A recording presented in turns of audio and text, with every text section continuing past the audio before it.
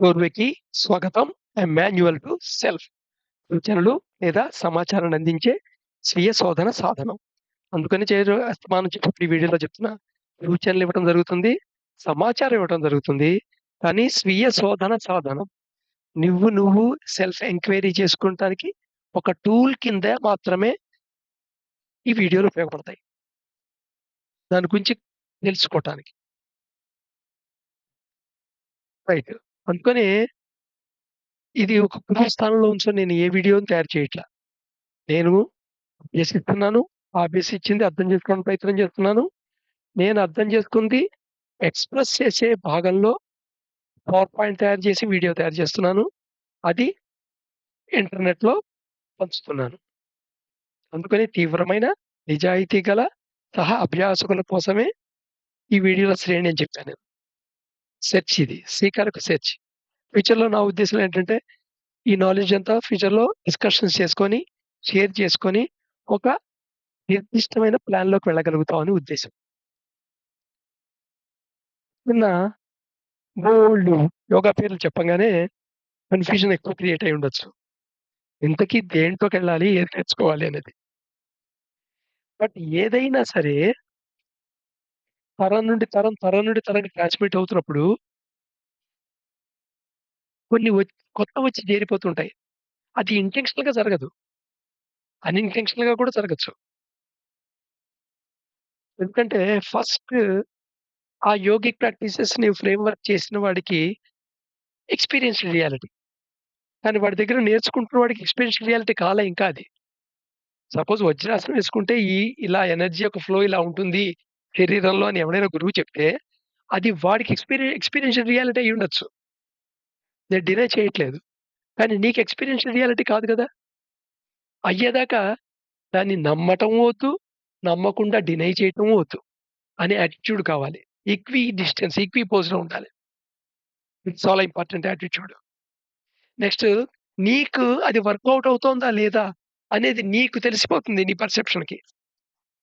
అది నెలకో, సంవత్సరానికో, 10 సంవత్సరాలకో ఎప్పటికైనా తెలుస్తుంది. 10 సంవత్సరాలు చేశాక నాకిది వర్కౌట్ కాదని తెలిసింది నాకు. ఇంకో దానికి మారాను. అదేమి తప్పేం జరగలా. నువ్వు ఏది నేర్చుకున్నా దాంట్లో నీకు ఉపయోగపడే భాగమైతే ఉంటుంది. అందుకని నేను దేన్ని డిస్కరేజ్ చేయట్లేదు. కానీ దాన్ని పట్టుకొని వేలాడమని నేను చెప్పట్లేదు. ఎందుకంటే దానికి లిమిటేషన్స్ కూడా అర్థం చేసుకొని చేయమంటున్నా. అలాగే నీ యొక్క లిమిటేషన్స్ కూడా చూసుకో. అందుకని ఇంతకుముందు ఓ వీడియో ఉంది గదా! భక్తి యోగానికి రిక్వైర్మెంట్స్ ఏమిటి? హఠ యోగా రిక్వైర్మెంట్స్ ఏమిటి? జ్ఞాన యోగ రిక్వైర్మెంట్ ఏమిటి? కర్మయోగ రిక్వైర్మెంట్ ఏమిటి? ఇంపార్టెంట్ అపోజిట్స్ ఏమిటి? రిక్వైర్మెంట్స్ ఏమిటి? దేనికి సంబంధించింది అనేది చెప్పామే. ఇది థరో నాలెడ్జ్ ఉండాలి. ఇంకా నేను కొంతవరకు రాసా. ఇంకా డీప్‌గా ఆలోచించొచ్చు దాని గురించి. ఆలోచించుకొని నీ అప్రూవబిలిటీ రేషియో ఏ రేషియోలో ఈ 4 యోగాల కాంబినేషన్ నువ్వు వాడుకోవాలి అనేది నీకు ఇంపార్టెంట్. అంతేగాని పక్కవాడు ఏదుందో చూసి అది చేయమని కాదు. So, right. ఇక్కడ అసలు యోగిక్ ప్రాక్టీస్ చేయటం మీదే ఒక ఫండమెంటల్ క్వెషన్ రైజ్ అయ్యే అవకాశం ఉంది. ఇంతకుముందు చెప్పాం గదా! బీ, డూ, హావ్ అనేది correct direction. Do, have, be గాని, హావ్, డూ, బీ గాని కరెక్ట్ డైరెక్షన్ కాదు అని చెప్పాం. సో, నువ్వు పలానా పని చేస్తావు. సో, ఫలితం పొందుతావు. నువ్వు చేస్తున్నావు. ఫలానా పొందుదాం అని ఉద్దేశం చేసావు. అది పొందావు. కాబట్టి నువ్వు ఫలానయ్యావు. నువ్వు యోగివి కాబట్టి యోగిక్ ప్రాక్టీసెస్ చేసావు. ఆ బెనిఫిట్‌లు పొందావు. పై లైను. నువ్వు ప్రాక్టీసెస్ చేస్తున్నావు యోగిక్ ప్రాక్టీసెసు. కాబట్టి బెనిఫిట్‌లు పొందావు.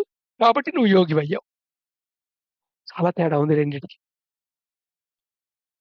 ఇలాగే రెండోది డైరెక్షన్ తప్పు కింద అనిపించదు. తప్పని కూడా నేను అనట్లా.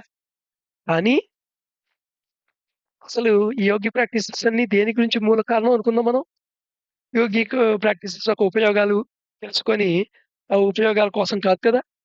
ఒకసారి ఉపయోగాలు అన్నాం కదా! ఉపయోగాలేంటో చూద్దాం ఉండండి. సో, ఇంటర్నెట్‌లో మనం సెర్చ్ చేస్తే యోగా యొక్క బెనిఫిట్స్ చాలా కనబడుతుంటాయి. దాంట్లో ఫస్ట్ ఫిజికల్ బెనిఫిట్స్ లిస్ట్ తీసుకుంటే మన స్ట్రెంత్ ఇంక్రీజ్ అవుతుంది. అలాగే ఫ్లెక్సిబిలిటీ ఇంక్రీజ్ అవుతుంది.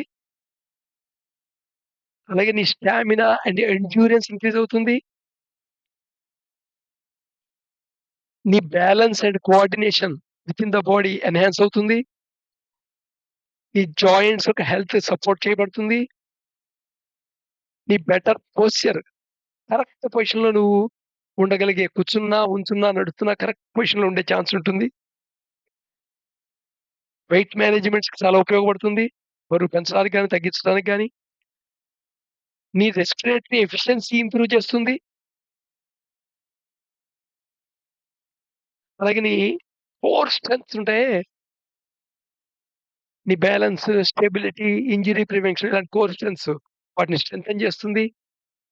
నీ యొక్క బ్లడ్ సర్క్యులేషను ఇంప్రూవ్ చేస్తుంది. తద్వారా నీ బ్లడ్ ప్రెషర్‌ని కంట్రోల్‌లో ఉంచుతుంది. బాడీని రిథమిక్‌లోకి తీసుకొస్తుంది. నీ స్ట్రెస్, యాంక్సైటీని తగ్గిస్తుంది.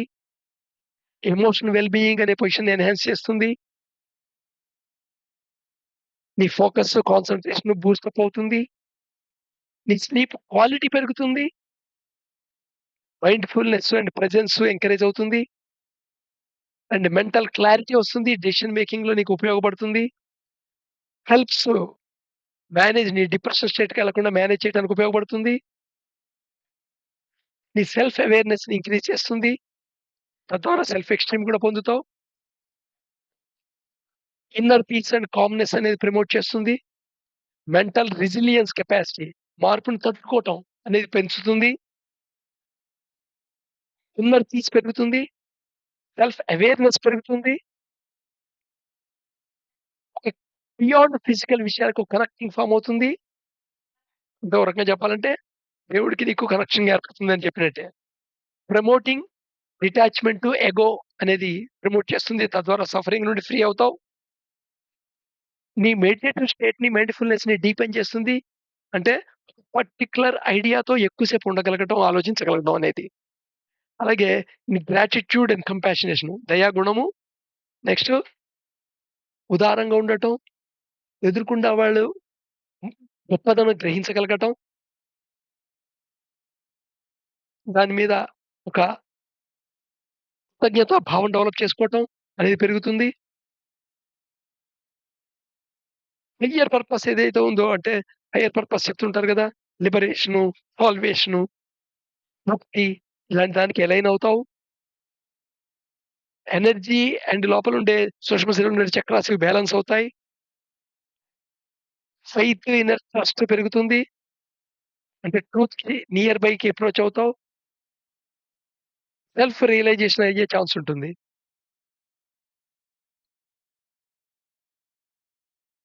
అమ్మా! ఇన్ని యోగాలు ఇవి కాకుండా తెలియని యోగాలు, నేను కవర్ చేయనివినున్న ఉపయోగాలు. సో, ఈ ఉపయోగాలన్నీ ఉన్నాయి గాబట్టి, ఈ ఉపయోగాలు పొందడం కోసం చేస్తాను. కాబట్టి నేను యోగి అవుతాను. ఇది తప్పు. ఉపయోగాలు రావు అని నేననట్ల. ఉపయోగాలనేది సైడ్ ఎఫెక్ట్ అది అంతే. మరి ఎందుకు చేయాలి? ఎందుకు చేయాలి? అంటే నీకు పరబ్రహ్మం, ఈ క్రియేషను, ఎగ్జిస్టెన్స్ యొక్క టోటల్ ఫంక్షనాలిటీ అర్థం కాలేదని అర్థం. సో, ఈ టోటల్ క్రియేషను అండ్ ఫంక్షనాలిటీ తీసుకుంటే పరబ్రహ్మం, పరబ్రహ్మంలో క్రియేషను అండ్ ఎగ్జిస్టెన్సు. నువ్వు ఎగ్జిస్టెన్స్‌లో ఒక పార్టు. నీలో ఏదైతే ట్రాన్సెండెంట్ థింగ్ ఉందో, ఏదైతే థింగ్ అని చెప్పలేనిది ఏదైతే ఉందో, ఏదైతే అవ్యక్త రూపం ఉందో, అది క్రియేషన్ నుండి వచ్చింది. ఇక్కడ ఎగ్జిస్టెన్స్‌లో ఎలా రన్ అవుతుంటుంది ఆపరేషను? పునర్జన్మ అండ్ కార్మిక్ సైకిల్. 2 సైకిల్ వృత్తాలున్నాయన్నమాట. కర్మ వృత్తము అండ్ రీఇన్కార్నేషన్ వృత్తము. సో, జన్మ, పునర్జన్మ అనే ఒక కర్మ అండ్ కర్మ అక్యుములేట్ అవ్వడం, కర్మ మళ్ళీ అలోకేట్ అవ్వడం, కర్మ చెయ్యటం. మళ్ళా కర్మ అలోకేట్ అవ్వడం, కర్మ చేయటం. ఈ వలయం. ఈ వలయాలను ఆడుకుంటూ ఫంక్షనింగ్ జరుగుతూ ఉంటుంది. ఇదొక గేము అనుకోమని చెప్పా. సో, ఈ గేమ్‌లో నువ్వు ఆటగాడివి.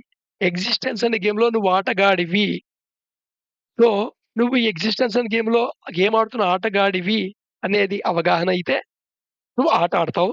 ఆట ఆడతావు కాబట్టి ఆ ఆటలో విజయం సాధిస్తావు. ఈ ఆట ఆటల్లో ఒక భాగమే నువ్వు యోగా చేయటం. కాబట్టి యోగా చేస్తావు. ఇది అండర్‌స్టాండింగ్.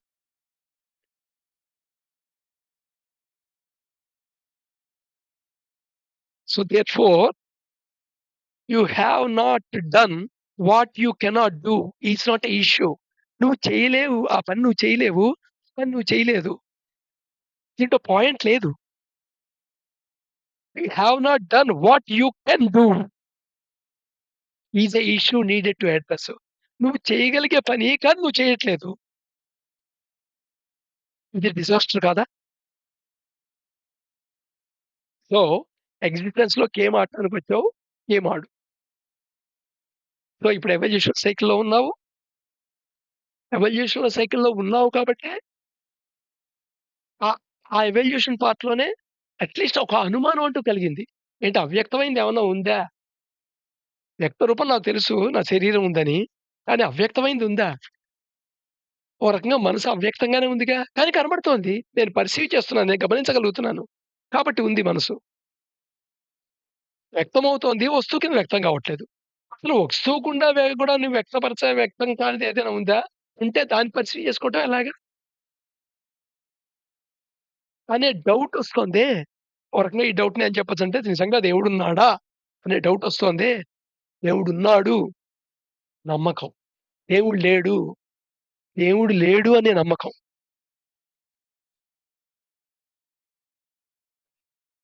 అలా కాదండి. అసలు ఈ పరబ్రహ్మం ఉంది. లేదు ఈ పునర్జన్మలయము, ఈ కర్మచక్రం ఇదంతా నేను నమ్మనండి. నువ్వు నమ్మకు.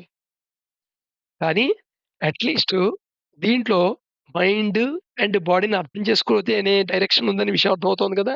మైండ్ అండ్ బాడీని అర్థం చేసుకుంటే, దాని పరిమితులు తెలిస్తే, నువ్వు ఆ పరిమితులకు లోబడి ఆ అర్థవంతమైన నాలెడ్జ్‌తో పని చేస్తావు కదా! అప్పుడు నీకు సఫరింగ్ ఎందుకుంటుంది? సో, సఫరింగ్ నుండి ఫ్రీ అయినా చాలు గదా! అందుకనే you have not done what you can do. నువ్వు చేయగలిగిన పని నువ్వు చేయలేకపోవటం అనేది ఉందే అదే డిజాస్టర్. Thank you.